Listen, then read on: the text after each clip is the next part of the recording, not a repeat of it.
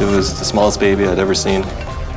I didn't know if there was anything we could do. She looked blue, she wasn't breathing, she looked dead. This was the smallest infant Dr. Andy had ever seen, so tiny it was hard to believe she was actually alive. Suddenly, someone was sprinting through the ER. Whenever you saw an ER nurse running, you knew something was wrong, and it was serious. She was found in the restroom, lying in the toilet. No mother, no information. The moment the stretcher rolled out, everyone froze. She was so tiny, so small she didn't seem like a real living being. She wasn't breathing. Her body was cold and limp, appearing lifeless. No one knew how long she'd been in there. No one knew how long she'd been deprived of oxygen.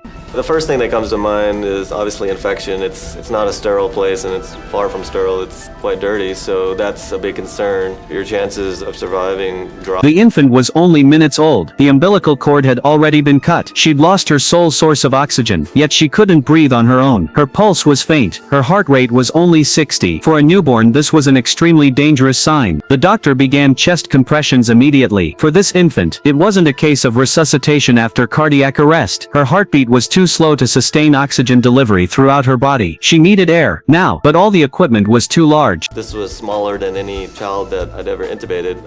Felt like I was holding kind of toys, not really real. Like a toy, the vocal cords were invisible. If misplaced, the tube could enter her esophagus, killing her instantly. Andy dared not apply force, yet force was essential. This was a moment demanding greater ruthlessness. Without it, she wouldn't survive. Finally, the vocal cords appeared. The tube advanced. Success. The ventilator connected. Oxygen filled her lungs. Next came the medication. No venous access, so adrenaline had to be administered through the trachea. It was the last resort. As the drug entered her lungs, everyone held their breath. Would it be absorbed? Would it damage her lungs? No one knew. Her heart rate began climbing. 20. Everyone breathed a sigh of relief. The neonatal intensive care team arrived and took her away. The emergency room fell quiet, yet more questions lingered. Who was her mother? What had she endured? And could this newly saved life survive?